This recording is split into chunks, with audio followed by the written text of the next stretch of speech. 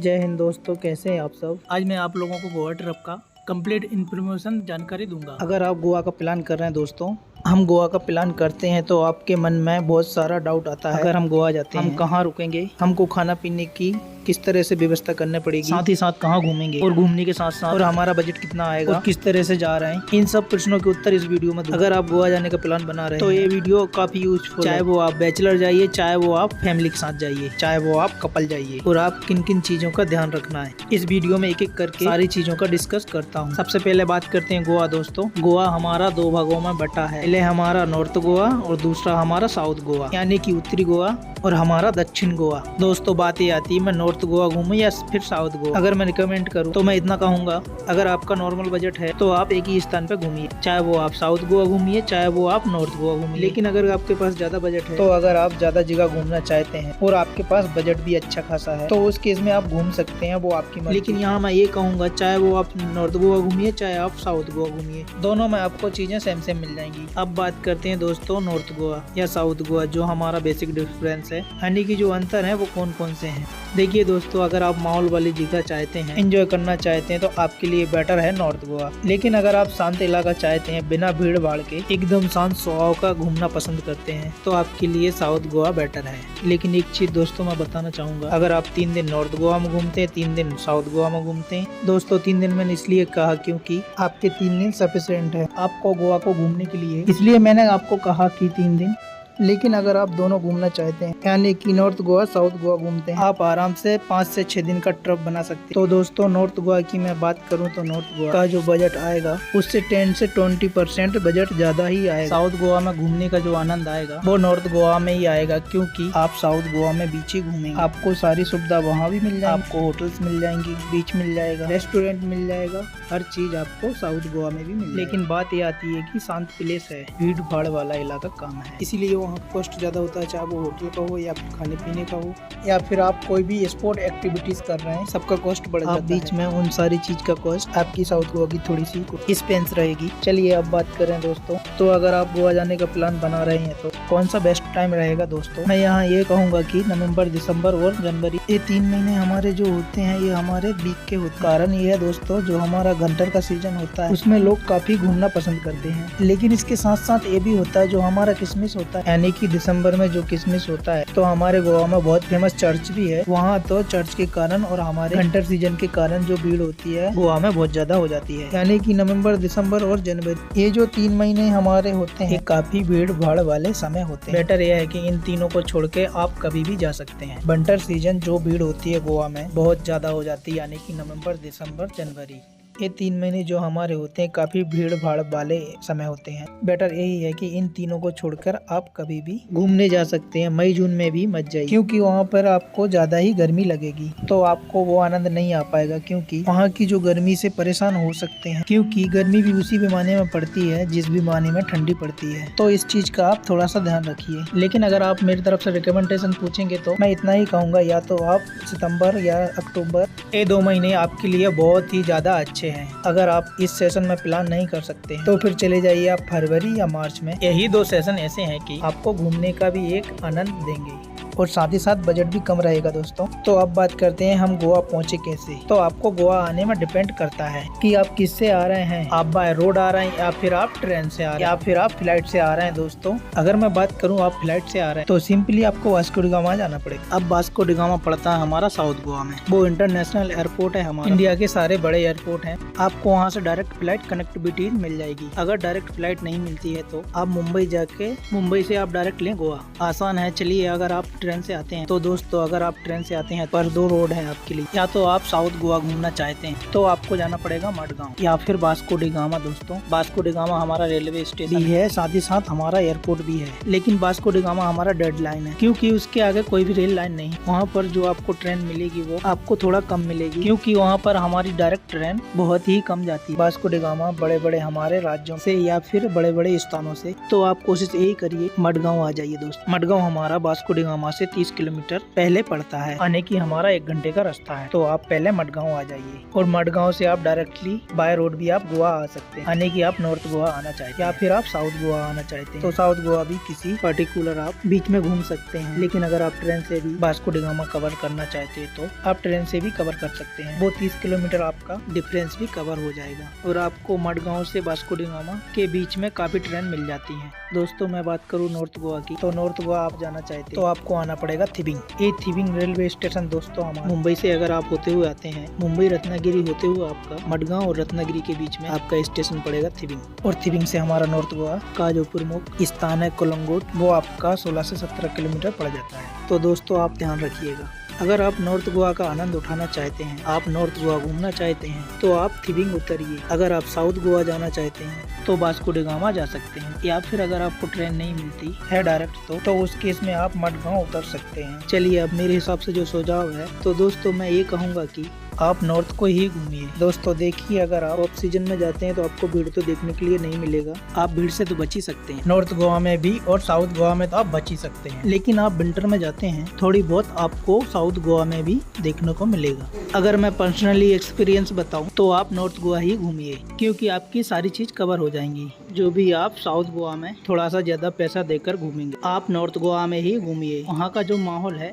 वहाँ का जो सीन है वो काफी अच्छा है। चलिए अब बात करते हैं दोस्तों, नॉर्थ गोवा पहुंच गए, यानी कि थिबिंग रेलवे स्टेशन भी आ गया है। फिर अगर आप फ्लाइट से आ रहे हैं नॉर्थ गोवा तक पहुंच गए। नॉर्थ गोवा में सबसे पहले मैं एक टेस्ट का नाम लूंगा, वो है हमारा कलंगोट। कलंगोट एक सिटी है, वहाँ की जो बीच है उसको हम कहते हैं कलंगोट बीच, जो कि काफी फेमस बीच है और सबसे बड़ा बीच भी हम कह सकते हैं। दोस्तों कलंगोट जो बीच हमारा, अगर मडगांव से बात करूँ, मडगांव से लगभग 60 किलोमीटर की दूरी पे पड़ता है। वास्को डी गामा से बात करूँ 30 से 35 किलोमीटर पड़ता है अगर आप साउथ गोवा से आ रहे हैं तो। लेकिन अगर मैं बात करूँ थिबिंग से, इतनी तो लगभग 17 से 20 किलोमीटर आसपास कलंगोट स्थान पड़ता है। दोस्तों अगर आप साउथ इंडिया से आ रहे हैं, यानी कि तमिलनाडु, केरला और बेंगलोर साइड से आ रहे हैं तो उस केस में आप मडगांव ही उतरिए। लेकिन अगर आप नॉर्थ साइड से आ रहे हैं, जैसे कि महाराष्ट्र, दिल्ली, मध्य प्रदेश, छत्तीसगढ़ आ रहे हैं, उस केस में आप थिबिंग रेलवे स्टेशन उतरिए। और थिबिंग रेलवे स्टेशन है हमारा नॉर्थ गोवा में। चलिए दोस्तों बात करते हैं, हम रेलवे स्टेशन पहुंच चुके, यानी कि थिबिंग रेलवे स्टेशन आ चुके हैं। अब यहाँ पर बात आती है, हम टैक्सी से जाएं या फिर पर्सनल गाड़ी करें। दोस्तों बाकी शहरों की तो बात नहीं कर सकते, लेकिन गोवा में अगर आप पर्सनल कैब करते हैं, यानी कि पर्सनल गाड़ी करते हैं, चाहे वो आप रेंट पे स्कूटी ले लें, चाहे रेंट पे बाइक ले लें, चाहे फिर अगर आप कार पसंद करते हैं, अगर आपकी फैमिली बड़ी है, फैमिली में जा रहे हैं तो एक कार हर कर सकते हैं। दोस्तों कार, बाइक, स्कूटी, इनका मैं अलग से वीडियो बना दूं। अगर आप पर्सनली पूछना चाहते हैं मेरे से, मेरे इंस्टाग्राम पर मैसेज कर सकते हैं किस तरह से बाइक, कार, स्कूटी हायर करना पड़ेगी। इस वीडियो में बाइक का डिस्कस नहीं करूंगा, बस इतना कहना चाहूंगा। अगर आप गाड़ी चलाने में सक्षम नहीं है तो टैक्सी ले सकते हैं। दोस्तों बात ये आती है कि गाड़ी हायर मैं क्यों करूं। दोस्तों मैं ये कहना चाहूंगा कि अगर आप गाड़ी हायर करते हैं तो उस केस में जो आपका कॉस्ट आता है वो आपका कम आएगा।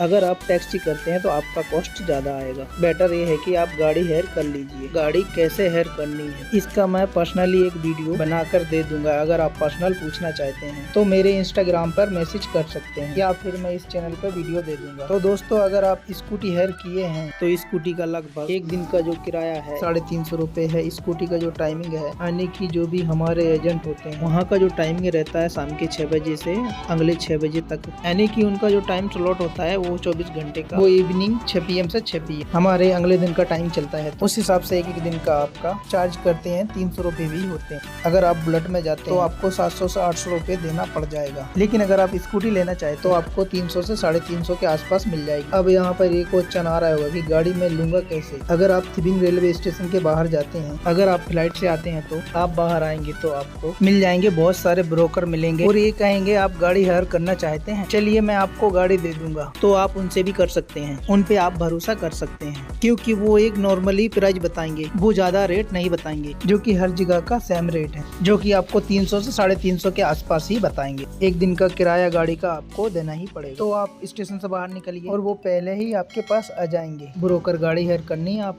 गाड़ी लेना चाहते हैं, चलिए मैं गाड़ी आपको दिलाता हूँ, तो आप उनके साथ जा सकते हैं, वो आपको गाड़ी दिला देंगे। बस प्रॉपर आपके पास ड्राइविंग लाइसेंस होना चाहिए। जो भी गाड़ी का ड्राइव करेगा, और डबल ही सीट अलाउ है, और पैराग्राफ से आप नहीं कर सकते। इस चीज का जरूर ध्यान रखिएगा, अदरवाइज काफी पेनाल्टी के शिकार हो सकते हैं, क्योंकि गोवा में इस चीज का बहुत ही ज्यादा स्ट्रिक्ट है। चलिए दोस्तों हम बात करते हैं कलंगुट में अब रुकने की व्यवस्था। दोस्तों कलंगुट में 1000 से 1500 नीचे होटल नहीं मिलेगा। अगर आप नॉर्मल रेंज में जाते हैं 1000 से 1500 की होटल आप ले सकते हैं, वो एसी ही मिलेगा। अगर आप नॉन एसी में जाएंगे, नॉन एसी मिल तो जाएगा, बात उसकी जो अमाउंटेज है वो थोड़ी सी खराब हो सकती है, उसकी जो सुविधाएं हैं वो खराब हो सकती हैं, लेकिन आपका फिर भी 700 से 800 जाएगी। इसके नीचे रेट पूरे गोवा में देखने के लिए नहीं मिलेगा। किसी भी होटल का अगर एसी रूम लेना चाहते हैं आप 1000 से 1500 के बीच में एसी रूम मिल जाएंगे। रूम्स रहेगा तो दोस्तों होटल कलंगुट में कहीं भी चल जाएगा। अगर आप ऑनलाइन बुकिंग करते हैं तो जरूर ध्यान रखिएगा, सारी आप फैसिलिटी पढ़ लीजिएगा। वहाँ होटल हम किस किस तरह से फैसिलिटी दे रहे हैं तो आप ऑनलाइन बुकिंग कर सकते हैं, नहीं तो वहाँ जाकर भी आप कलंगुट ऑफलाइन बुकिंग कर सकते हैं। लेकिन दोस्तों कोशिश यही करिएगा, कलंगुट जो बीच है हमारा, उस बीच आसपास एक दायरे में ही कहीं रूम ले लीजिए तो आपको बेनिफिट रहेगा। आप कभी भी बीच जाकर आप अपना एंजॉय कर सकते हैं। दोस्तों अगर मैं बात करूँ होटल खाने पीने की ऑनलाइन बुकिंग करते समय, आपको एक नोटिफिकेशन आता है कि आप ओनली होटल बुक करते हैं, साथ ही आप होटल से खाना मंगाया। आप वो चीज मत करिए। मैं इसका कारण ये बोल रहा हूँ कि होटल वाले फिक्स टाइम में खाना देंगे, वो कहेंगे रात का डिनर 8 से 10 बजे के बीच में दूंगा। अगर आप मान लीजिए उस 8 से 10 बजे के बीच में आप कहीं घूमने गए हैं तो वो चीज आपका मिस हो जाएगा। इसलिए बेटर है आप होटल में रुक रहे हैं, साफ साफ एक ही चीज का पैसा दीजिए, और जो अपना खाने पीने का जो है वो अपना बाहर होटल में ले लीजिए खाने पीने का खर्चा। तो दोस्तों थाली सिस्टम लेते हैं तो 150 रुपए के आसपास खाने का खर्चा मिलेगा। 150 रुपए काफी ज्यादा है, खाने पीने की कॉस्ट कम नहीं होगी। ये मैं जब बता रहा हूँ ऑफ सीजन में जाते हैं, आने की सितंबर अक्टूबर या फिर गर्मी सीजन में जाते हैं, उस केस में ये रेट बता रहा हूँ। यहाँ अगर आप विंटर में जाएंगे 150 रुपए थाली डायरेक्ट 300 रुपए हो जाएगा। साथ ही साथ होटल का जो आप 1000 से 1500 का होटल ले रहे हैं वो होटल का किराया 3 से 4000 हो जाता है। इसीलिए मैं आपको ये कह रहा था, अगर आपका नॉर्मल बजट है तो आप विंटर सीजन को अवॉइड करिए। खाने पीने की व्यवस्था हो चुकी है, हम खाने पीने का भी जुगाड़ कर सकते हैं। खाने पीने के होटल काफी हैं। पहले हमारी थोड़ी प्रॉब्लम होती थी दोस्तों वेज खाने के लिए, लेकिन आज के डेट पे आप नॉन वेज दोनों आपको अलग अलग होटल सेपरेट होटल ही मिल जाएगी, तो खाने का आपका किसी भी प्रकार का दिक्कत नहीं होगा। दोस्तों आप बात करते हैं घूमने कलंगुट बीच। दोस्तों अगर आप कलंगुट बीच जाएंगे तो आपको वहाँ स्पोर्ट एक्टिविटीज वाटर कर सकते हैं, जैसे कि मोटर राइडिंग हो गई, पैरा राइडिंग हो गई, तो इन सब का कॉस्ट एक अलग कॉस्ट आता है, लेकिन आनंद उठा सकते हैं। तो दोस्तों कलंगुट बीच जो हमारा काफी साफ सुथरा है और काफी माहौल भी रहता है, तो काफी ब्यूटीफुल नजारा एंजॉय कर सकते हैं। इंडियन फॉरेस्ट दोनों के लिए बीच होते हैं, हमारे जो फॉरेस्ट होते हैं वहाँ भी हमारे कलंगुट बीच में ही थाईलैंड पसंद करते हैं, और काफी बड़ा बीच है। आप ज्यादा गहराई तक मत जाइए, क्योंकि गहराई में जाने से आपको दुर्घटना हो सकती है। तो बेटर यही है कि आराम से एंजॉय करिए। अगर आप फैमिली के साथ जा रहे हैं, चाहे आप कपल जा रहे हैं, चाहे बेस्ट फ्रेंड या फिर पूरे बैचलर जा रहे हैं, तो आपको गोवा बीच का आराम से आप एंजॉय करिए। तो दोस्तों बात करते हैं दूसरे बीच की, यानी कि एक हमारा आता है बागा बीच। तो कलंगुट से जो बागा बीच की दूरी है हमारी लगभग 2 किलोमीटर की है। दोस्तों बागा बीच में हमारा जो बीच का जो पानी है हल्का सा ब्लू कलर का है, तो आप वहां जाकर भी फोटोशूट कर सकते हैं, आप वहां पर भी एक्टिविटीज कर सकते हैं। तो क्योंकि बागा बीच काफी साफ सुथरा है, अगर सिंपली बोलूं फोटो के लिए तो काफी अच्छा है, क्योंकि वो हमारे जो बीच है पहाड़ दोनों आपस में कनेक्ट है, तो वहाँ पर काफी अच्छा फोटोशूट आप कर सकते हैं। इसके साथ आप बागा बीच घूम सकते हैं, जो कि 2 किलोमीटर की दूरी पे है। तो दोस्तों बहुत सारी वीडियो देखी होगी आपने, नहीं तो किसी से सुना होगा एक बीच हमारा अजूना बीच। दोस्तों अजूना बीच एक जमाने में फेमस हुआ करता था और काफी साफ सुथरा भी हुआ करता था, लेकिन अगर वर्तमान के समय की बात करूँ तो अजूना बीच हमारा काफी गंदा हो चुका है। वहाँ की जो रेती हमारी काली हो चुकी है। आप अजूना बीच तो जाइए मत, क्योंकि अजूना बीच में ना तो पब्लिक जाती है, ना किसी प्रकार के स्पोर्ट एक्टिविटी होती है, इसलिए अजूना बीच मत जाइए। और अजूना बीच लगभग हमारा कलंगुट से 8 से 10 किलोमीटर ही पड़ जाता है और काफी दूर भी है, तो आप वहाँ मत जाइए। इसकी वजह आप कैंडल बीच चले जाइए। दोस्तों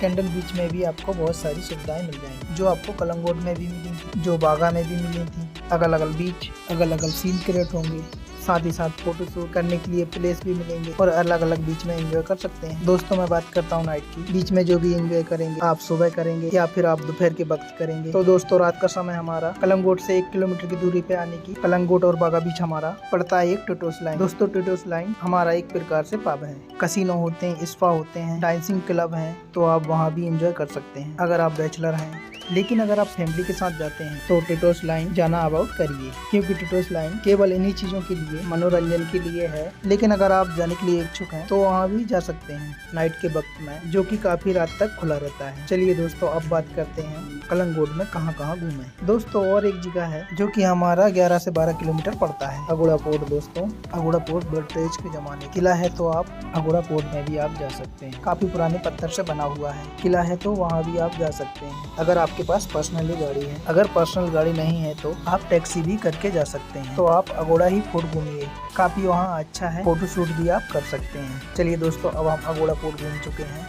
अगोड़ा पोर्ट से वापस आते समय कलंगुट की तरफ आएंगे तो आपको एक जगह पड़ेगी जो कि अगोड़ा पोर्ट से लगभग 3 किलोमीटर के आसपास है, जिसका नाम है सिंक्रून बीच। तो दोस्तों सिंक्रून बीच, इस पर जरूर जाइए क्योंकि वहाँ पर बहुत ही अच्छा नज़ारा देखने के लिए मिलेगा और आप फोटोशूट भी कर सकते हैं वहाँ। और वहाँ पर फोटोशूट करने के लिए वहाँ पर समुद्र के बीचों बीच हमारे एक छोटे से पत्थर से किला भी बना हुआ है, तो आप किला में फोटो शूट कर सकते हैं। आप वहाँ रह सकते हैं, जो भी एक्टिविटीज है आप वहाँ एक्टिविटी भी कर सकते हैं और आप बीच में भी एंजॉय कर सकते हैं। ये सारी चीज आप सिक्किम बीच में भी कर सकते हैं, तो आप वहाँ भी जा सकते हैं। तो दोस्तों चर्च में भी इंटरेस्ट है आप, बड़े बड़े चर्च भी हमारे गोवा में है, कलंगुट के आसपास, हमारे सिक्किम बीच के आसपास, तो आप वहाँ भी ये चीज कवर कर सकते हैं। तो दोस्तों अब हम आते हैं हमारे बजट के, यानी कि हमारा कितना खर्च आ जाएगा एक ओवरऑल पूरे गोवा में ट्रिप का। दोस्तों अगर मैं आपको बताना जा रहा हूँ बिना किसी शॉपिंग का, बिना किसी आप एक्टिविटी का, यानी कि स्पोर्ट एक्टिविटी करेंगे वाटर में, जैसे कि मोटर राइडिंग, पैरा राइडिंग, इसको हटाकर साथ ही साथ अगर आप किसी प्रकार का स्मोकिंग करते हैं, ड्रिंक करते हैं, तो इन सारी चीज का कॉस्ट हटा के अगर मैं नॉर्मल रेंज बताऊं, एक एवरेज बजट बताऊं,